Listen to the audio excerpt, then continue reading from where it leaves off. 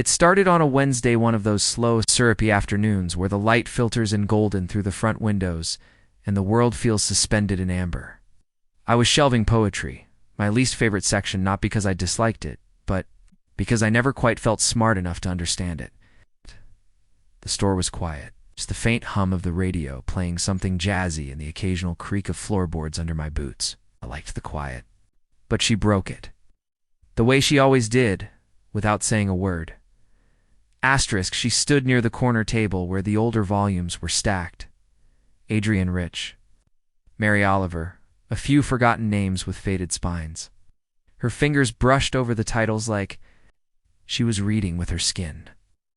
I noticed how her nails were clean but unpainted, how the sleeves of her cardigan hung just a little too long past her wrists. She looked like she belonged there, like the kind of person poetry was written for. Asterisk. I cleared my throat louder than I needed to. She glanced up, caught me watching, and gave a half smile. The kind that doesn't show teeth but says, "I saw that." I held a book in my hand, something I hadn't even redanned. Said, "Imagine us together." My tone was light, joking. Didn't expect it to land.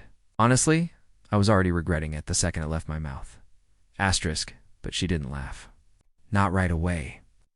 She tilted her head slightly as if weighing the words like stones in her hand. Then, softly, calmly, she said, "I do. A lot." Asterisk, it hit me like a dropped book. The silence that followed wasn't awkward. It was something else full. Her gaze lingered just long enough. I laughed, nervous, trying to dissolve the moment like sugar in tea. "That was good," I said, pretending I hadn't heard it like a confession. Asterisk, she smiled this time, wider. "Started it," she said. Picking up a copy of Rilke, she tucked it under her arm like it had just become important. Asterisk, the moment passed, but I felt it in the air, in my chest, in the way the day suddenly felt. Electric, like something had shifted slightly off its axis. The floorboards felt different under my feet. I kept working, but my eyes returned to her every few minutes, and I found myself wondering what it meant when someone says "I do." A lot. To a stranger pretending to flirt. Asterisk, she bought 2 books that day and paid in cash. Her fingers touched mine. Briefly, as I handed her the receipt. "See you around," she said. Asterisk, "Yeah," I replied. But it came out softer than I intended. It's almost reverent. Asterisk, when the door closed behind her. The bell chimed like punctuation. The light coming through the windows suddenly looked warmer. I stared at the poetry section for a long time, like it might hold the answer to what had just happened. Asterisk, later that night, I replayed it. Her voice, her eyes, the line. Not just what she said, but how. Calm, unapologetic, like she hadn't meant to joke, like she had in fact imagined us. A lot. And asterisk now. I was imagining it too. She kept coming back. Asterisk, at first it felt coincidental. Once, then again, then twice in the same week. She never made a show of it, just slipped in quietly during the slower hours. Always heading to the poetry corner or the armchair near the travel section where the light touched down just right in the late afternoon. I started to time my breaks to her rhythm, like a song I was learning by ear. Asterisk, sometimes she brought her own books. Sometimes she didn't read at all, just sat, sipping slowly from the cafe paper cups. One day, impulsively, I walked across the street before my shift and brought her coffee myself. I didn't ask her order, just took a chance. She smiled when I handed it to her and said, "You remembered the green mug." Asterisk, I hadn't, but I had. Noticed it chipped at the rim, always with her, as if it mattered more than the drink inside. The next day I brought her coffee in that same chipped green mug. She looked down at it, touched the handle softly and whispered, "This matters more than you know." Asterisk, we started talking. It's mostly about books. I found out she was a writer, though she said it with a shrug, like it didn't quite fit her anymore. Not famous, she added, just committed. She always chose her words with care, like someone afraid of being misunderstood. Asterisk, we talked about Rilke. One afternoon, as golden light dripped through the window like honey, she read a passage out loud, voice low and steady, until it caught mid-sentence. Asterisk. I looked up. She stared at the page, eyes not moving. Her finger hovered just above the words. It's funny, she said, her voice almost breaking. The line doesn't change, but sometimes it hits differently. Asterisk, I didn't ask what line. I didn't ask what changed. Some things don't need permission to exist between two people. They just settle there, like dust on a forgotten shelf. Asterisk, that night we closed up together. She stayed later than usual, helping me stack returns, laughing at a children's book with a typo. It was the kind of quiet laughter that makes your chest ache, because you realize how rare it is to hear someone truly laugh for no reason. Asterisk. When the last of the lights were turned off and the street outside went blue with early evening, I offered to walk her home. We didn't speak much, just listened to the sound of our shoes against the sidewalk. When we reached her building, she turned to me and said, "You feel steady." I didn't know what to say, so I smiled like I understood. She added, "That's rare. Don't lose it." Asterisk. There was a moment long enough to step forward, to say something reckless. To brush her hand and pretend it was an accident, but I didn't, neither did she. We just stood there, facing each other with everything unsaid burning in the space between. Asterisk before she turned to go. I reached into my jacket pocket and pulled out an old silver Keitha back up to the front of the bookstore. I didn't plan to give it to her. I didn't even know I had it with me. But there it was, cold in my hand. I held it out. "For when it's raining and you want somewhere dry to write," I said. She stared at it, then at me. No smile this time. Just something. Softer, sadder. Asterisk. "You don't give this to just anyone, do you?" Asterisk. "No," I said. "Only people who talk to books like they're alive." She took it with both hands. After she disappeared into the stairwell, I walked home feeling like I'd crossed a threshold I didn't fully understand. Like something old had ended, and something delicate had just begun. Asterisk, the next morning, I found the green mug on the counter beside the register. Asterisk, it was clean, still warm. Asterisk. The rain started early that morning, and by noon it had settled into a steady, unbroken rhythm. When she called, her voice was casual, but there was a lilt in it I hadn't heard before. She said she was reorganizing some boxers' books, mostly in. Could use an extra pair of hands. She made it sound simple, ordinary. I said yes without thinking. Asterisk, her apartment was on the third floor of a narrow, aging building. The walls were painted a soft, worn yellow, and her window fogged with the kind of condensation that makes everything outside look like a dream. Inside, the smell of old paper and something faintly citrusy hung in the air. There were books everywhere, stacked. Against walls, piled on chairs. Some halfway open as if they'd been interrupted mid-sentence. Asterisk, we didn't talk much at first. Just lifted, carried, made small sounds of effort. She wore a loose gray shirt that kept slipping down one shoulder, and I tried not to notice how her hair curled slightly at the ends from the humidity. Asterisk at one point. I brushed past her while carrying a heavy box, and her shoulder grazed mine. We didn't look at each other, but something pulsed in the space that opened up afterward. A breath caught. A moment stretched. Asterisk. We set the boxes down in the corner of her living room. She sighed, then walked toward her desk, pushing aside a stack of notebooks to clear space. I saw the pages before she could move them, typed lines, messy edits, red pen striking through whole paragraphs. It looked like a short story, title in bold, stillness in the orange light. Asterisk, I reached for it instinctively. You're writing again. Asterisk, she stepped in, gently tugged the page away. Not for anyone to read yet. Asterisk, not even me. Asterisk, she didn't answer right away. Her cheeks flushed slightly as she looked down at the papers. It's not finished, and maybe it says more than I mean it to. That silence again, charged, familiar, then lightning flickered outside, brief and white. The room dimmed as the clouds thickened. I noticed my shirt was soaked through and clinging to my back. She saw it too, and without a word, disappeared down the hall. When she came back, she handed me a towel soft, lavender-scented and a faded navy blue sweater. Asterisk here, she said, hesitating.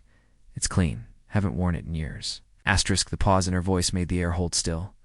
She didn't have to say it belonged to someone before. I knew. You can feel the weight of a history in the way someone hesitates to let go of fabric. Asterisk, still, I took it. Dried my hair slowly, slipped the sweater over my head. It was too big. Sleeves past my hands, but warm. Familiar in a strange way. Asterisk, she sat. Down on the couch, one leg tucked under the other, watching the rain beat against the glass. I joined her a moment later, not too close. We didn't speak, just watched the world turn gray outside her window. Asterisk, I wanted to say something then. Anything. About how lonely the sweater felt. About how the pages on her desk had a heartbeat. About how her apartment, with its cluttered corners and unread books, felt more like home than my place ever had. But I said nothing. After an hour, maybe more, I stood to leave. She didn't try to stop me, just walked me to the door, fingers, brushing the edge of the frame like she wanted to hold something steady. Thank you, she said. For what? Asterisk, for not asking the wrong questions? Asterisk, I nodded, and left without looking back. Asterisk, that night, I lay in bed with the sweater still on, the rain still falling, and her story still unwritten in my head. Asterisk. She vanished without warning. Asterisk, no messages, no footsteps in the aisle, no chipped green mug waiting by the register, just absent sharp and echoing. The kind that rearranges your day without asking. Asterisk, at first I told myself she was busy. Writers do that, disappear into their work. But as days passed, the bookstore felt wrong without her. I caught myself glancing toward the door too often, pretending I wasn't hoping. Each evening, I held the key.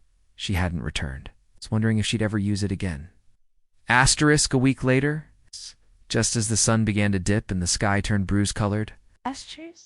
Sitting on the steps of her building like no time had passed. A glass of red wine on the ground beside her untouched. A book dog-eared, weathered balanced on her knee. Her cardigan sleeves pulled past her knuckles. Her hair a little messier than usual. Beautiful in a way that hurt to look at. Asterisk, she didn't wave when she saw me walking up. Just looked at me like I'd been expected. I sat beside her without asking. We didn't speak right away. The porch light above us flickered twice and then held steady. She tucked her chin into her shoulder and stared out at the street like she was somewhere else.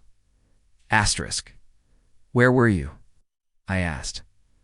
Asterisk, she exhaled slowly, not looking at me, trying to remember the rules I made for myself. Asterisk, and did it help? Asterisk, she turned then finally. Eyes found mine, soft but unreadable. Some things feel easier when you're not in the room. Asterisk, that stung more than I let show. I shifted, my hands resting on my knees. You think this is a mistake? Asterisk, I think, she said, voice low, that I'm trying not to want what I shouldn't want. Asterisk, the silence between us swelled. Her wineglass caught the last of the light and shimmered. The book beside it fluttered in the breeze. She didn't reach for either. Asterisk, I looked at her. Really looked. The curve of her profile, the tension in her shoulders. Act. The way her lips pressed together like they were holding something back. Asterisk, what? Do you want then? I asked, not knowing if I was ready for her answer. Asterisk, she didn't give it. Just looked at me like she already had. Asterisk, my hand moved without planning. It brushed against hers, gently fingertips grazing skin. She didn't pull. Away. Her fingers stayed still, close enough to feel the heat of my touch, but not enough to close the gap. Asterisk, we sat like that for a moment longer than we should have. Not speaking, not moving. It's the kind of moment that could tip in any direction if someone breathed too deeply. Then her phone rang. The sharpness of it broke everything. Asterisk, she pulled her hand away slowly, glanced at the screen. Should take this, she said, standing before I could respond. Asterisk, I nodded, rising with her. Of course. Asterisk, as she turned to go inside, I caught one last glimpse of her face, careful closed. She didn't look back. Asterisk, I walked home with the weight of things nearly said and never acted on. And the feeling that almost when held too long, can become a kind of grief. The invitation came in the form of a folded program left on the counter of the bookstore. No note, no message, just her name printed near the bottom of the evening's lineup. Reading from forthcoming short fiction, Lila North. That Friday, I turned the card over in my hand, like it might say more if I held it long enough. Asterisk, I hadn't seen her in over a week. After the porch. After the silence. After the almost... But I showed up. The reading was held in a narrow gallery off Main Street. All white walls and exposed brick, with wine in plastic cups and folding chairs packed too close together. I found a spot near the back, heart thudding. Like I'd walked into something sacred. Asterisk, she stood near the front, hair pulled back, wearing a loose black sweater. When she looked up from her seat and saw me, she didn't smile. But she didn't look away either. Asterisk. There were a few poets before her. Polite applause. A nervous laugh here and there. Then her name was called. Asterisk, she took the podium without notes. Just a single sheet of paper in her hand. Her voice was calm, the kind that asked you to lean in rather than push out. Asterisk, the piece I'm reading, she said, eyes scanning the crowd without stopping on me, is called The Boy in the Aisle. I knew. The story began in a bookstore, a slow afternoon, scent of paper and old pine shelves. A young man shelving poetry, a woman standing between the stacks, pretending not to notice him. The boy says something light, a throwaway line. The woman answers as if it were serious. And in that moment something begins. Asterisk, I don't remember breathing. Her voice carried the words like they were part of her, like she'd lived them more than once. She spoke of a chipped green mug, a borrowed sweater, a page left unfinished on.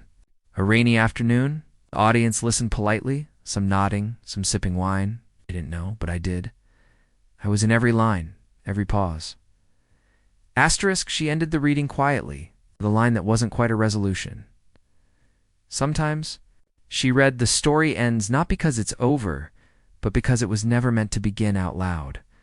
Applause, brief, measured, afterward. The room filled with the usual noise, people chatting, clinking glasses, praising work they didn't fully understand. I didn't approach her right away. I waited outside, under the soft yellow glow of a flickering street lamp. The air smelled like old leaves and something faintly sweet from the bakery down the road. Asterisk. She stepped out 20 minutes later. Alone. Asterisk, we started walking without a word. Following the same path we always did down the quiet street toward the corner where we always split, our feet in sync, our hands in our pockets. At the intersection, I stopped. That story. I began, it's real, isn't it? Asterisk, she looked at me then. Not away, not past. At me. It was the only way I knew how to say it. Asterisk, I didn't speak after that. There was nothing I could say that would hold more than what she'd just admitted. Asterisk instead. I stepped a little closer. Just enough that I could feel the warmth from her coat, the way you feel sunlight even behind closed eyes. Asterisk, we didn't kiss. We didn't touch. Asterisk, but we stood there, in the quiet glow of a street lamp, two shadows leaning just enough to almost touch. It felt like a confession. Asterisk, I walked home slower than usual. Street behind me held her shape in memory. Asterisk, she hadn't. Said she loved me.